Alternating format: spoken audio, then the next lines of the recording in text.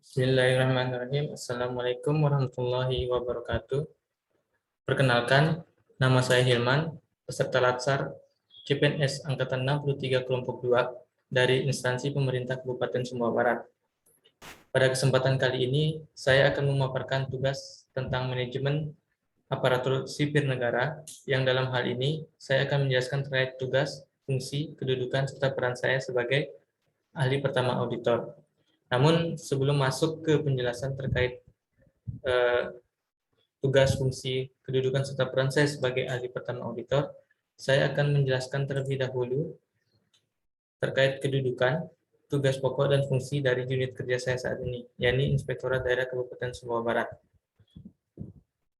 Berdasarkan Peraturan Bupati Nomor 39 Tahun 2017 tentang rincian tugas fungsi dan tata kerja Inspektorat Daerah, Pasal 3, yang mana kedudukan Inspektorat Daerah ini pertama, Inspektorat Daerah adalah unsur pengawas yang membantu kepala daerah dalam pengawasan penyelenggaraan pemerintahan daerah.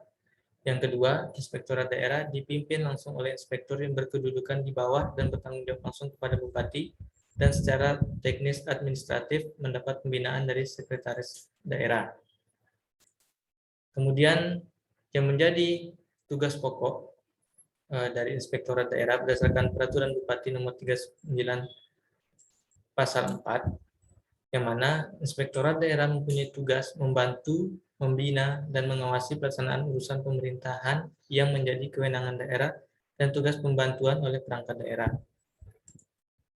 Selanjutnya, berdasarkan Peraturan Bupati Nomor 39 Tahun 2017 Pasal 5, dalam hal melaksanakan tugas pokok sebagaimana dimaksud pada pasal 4 sebelumnya, Inspektorat Daerah menyelenggarakan fungsi yang pertama, perumusan kebijakan teknis bidang pengawasan dan fasilitasi pengawasan, kemudian melaksanakan pengawasan internal terhadap kinerja dan keuangan melalui audit, review, evaluasi, pemantauan, dan kegiatan pengawasan lainnya.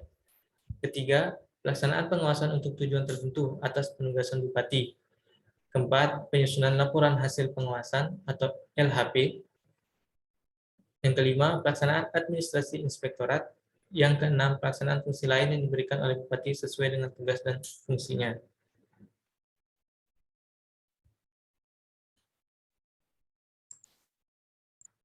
Sekarang kita akan memasuki pada penjabaran tugas, fungsi, kedudukan, dan peran jabatan fungsional auditor. Namun, sebelum masuk ke sana, definisi dari profesi auditor itu apa sih? Jadi, berdasarkan peraturan Menteri Negara Pendayagunaan Aparatur Negara dan Reformasi Birokrasi Nomor 20 Tahun 2008 Pasal 1. Jadi auditor itu adalah jabatan yang mempunyai ruang lingkup tugas, tanggung jawab, serta wewenang untuk melakukan pengawasan intern pada instansi pemerintah, lembaga, dan atau pihak lain yang di dalamnya terdapat kepentingan negara sesuai dengan peraturan perundang-undangan yang diduduki oleh PNS dengan hak dan kewajiban yang diberikan secara penuh oleh pejabat yang berwenang. Adapun tugas, fungsi, kedudukan, dan peran jabatan fungsional auditor berdasarkan Permen Pan RB nomor 220 tahun 2008 pasal 4, yakni auditor melaksanakan tugas perencanaan, pengorganisasian, pelaksanaan teknis, pengendalian, serta evaluasi pengawasan. Adapun kedudukan jabatan fungsional auditor berdasarkan Permen Pan RB nomor 20 tahun 2008 pasal 3, yakni jabatan fungsional auditor berkedudukan sebagai pelaksana teknis fungsional bidang pengawasan di lingkungan aparat pengawasan intern pemerintah atau APIP. Selanjutnya terkait dengan peran daripada jabatan fungsional auditor. Jadi berdasarkan Peraturan Pemerintah Nomor 60 Tahun 2008 tentang Sistem Pengendalian Intern Pemerintah Pasal 11, yang mana peran dari APIP atau auditor itu yakni memberikan keyakinan yang memadai atas ketaatan, kehematan, efisiensi, dan efektivitas pencapaian tujuan penyelenggaraan tugas dan fungsi instansi pemerintah. Dalam hal ini, auditor melakukan assurance activities. Kemudian, yang kedua, memberikan peringatan dini dan meningkatkan efektivitas manajemen risiko dalam penyelenggaraan tugas dan fungsi instansi pemerintah. Yang ketiga, memelihara dan meningkatkan kualitas tata kelola penyelenggaraan tugas dan fungsi instansi pemerintah. Dalam hal ini, auditor menyelenggarakan consulting activities.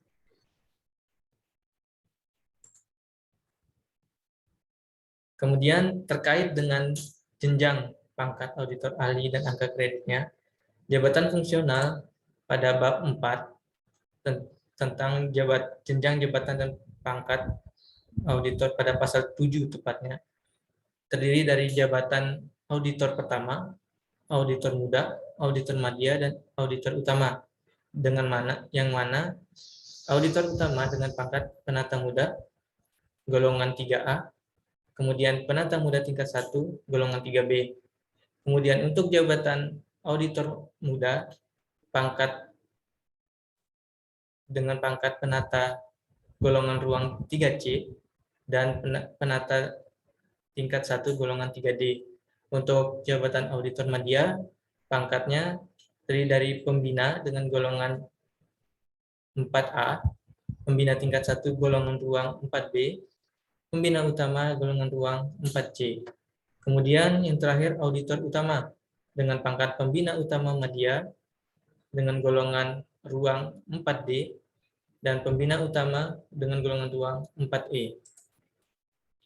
Di sini teman-teman bisa melihat bahwa jenjang pangkat untuk masing-masing jabatan auditor adalah jenjang pangkat dan jabatan berdasarkan jumlah angka kredit yang dimiliki masing-masing jenjang jabatan.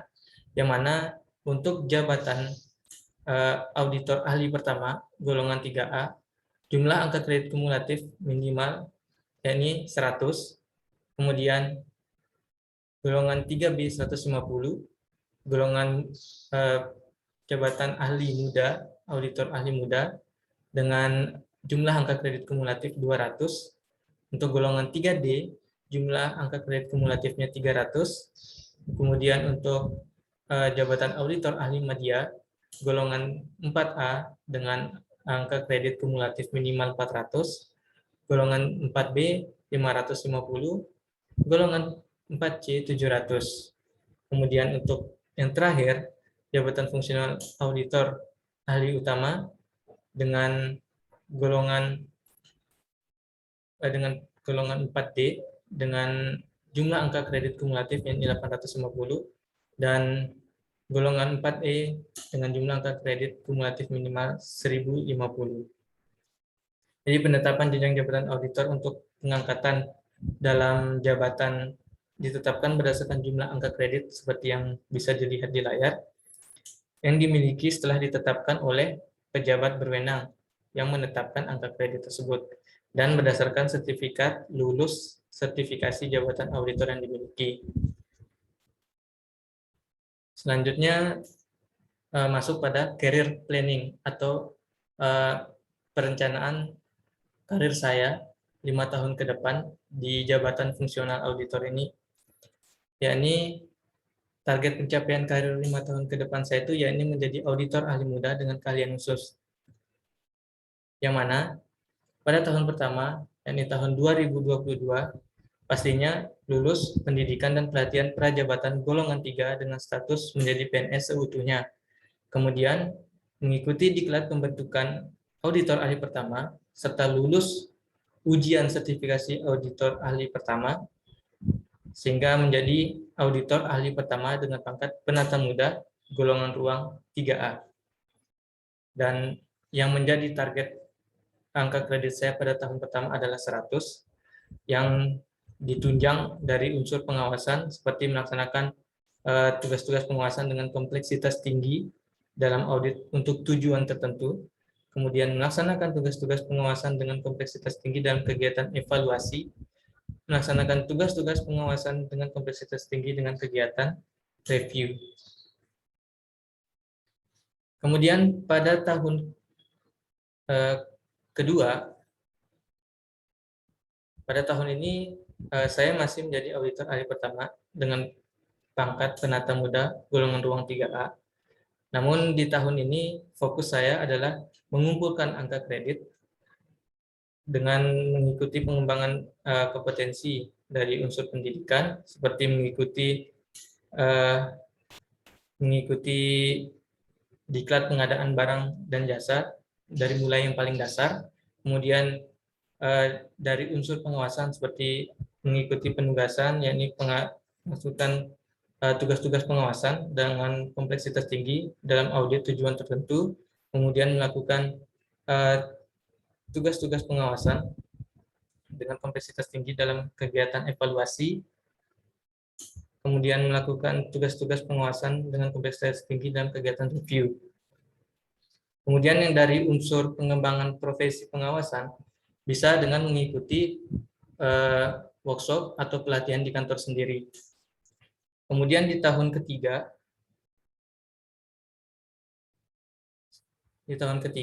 yang menjadi target saya, yakni naik pangkat menjadi golongan 3B dengan target angka kredit tercapai yakni 150. Nah, kegiatan pengembangan profesi yang mendukung tercapainya angka kredit 150 ini, yakni dari unsur pendidikan seperti sama, karena fokus utama saya ahli dalam audit pengadaan barang jasa, sehingga saya melanjutkan diklat yang terkait dengan PBJ. Kemudian dari unsur pengembangan profesi seperti mengikuti workshop, mengikuti webinar atau pelatihan di kantor sendiri, dan mengikuti tugas-tugas pengawasan juga seperti melaksanakan tugas-tugas pengawasan dengan kompleksitas tinggi dalam audit kinerja, melaksanakan tugas-tugas pengawasan dengan kompleksitas tinggi dalam audit atas aspek tujuan tertentu, melaksanakan tugas-tugas pengawasan dengan kompleksitas tinggi dalam audit tujuan tertentu, melaksanakan tugas-tugas pengawasan dengan kompleksitas tinggi dalam kegiatan evaluasi, melaksanakan tugas-tugas pengawasan dengan kompleksitas tinggi dalam kegiatan review.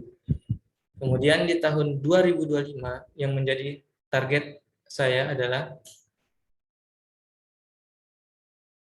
mencapai angka kredit 185, dan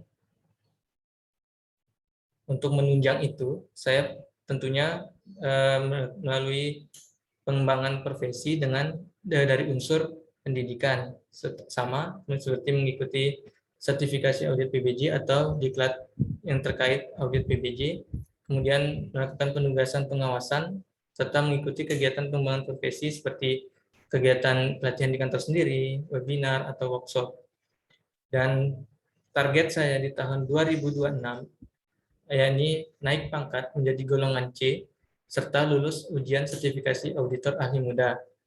Nah, dalam hal pengembangan profesi yang dapat menunjang pencapaian target tersebut, bisa dengan mengikuti diklat lanjutan juga terkait PBJ, kemudian dari unsur pengawasan seperti melaksanakan tugas-tugas pengawasan dengan kompleksitas tinggi dalam audit khusus atau investigasi yang berindikasi tindak pidana korupsi, kemudian melakukan tugas-tugas pengawasan dengan kompleksitas tinggi dalam audit tujuan tertentu, melaksanakan tugas-tugas pengawasan dengan kompleksitas tinggi dalam audit kinerja. Kemudian dari unsur pengembangan profesi seperti mengikuti PKS, kemudian seminar atau webinar di kantor. Saya rasa sekian penjelasan terkait tugas, fungsi, kedudukan, dan peran saya sebagai auditor ahli pertama, serta kelanjutan dari karir saya selama 5 tahun ke depan. Sekian dan terima kasih. Assalamualaikum warahmatullahi wabarakatuh.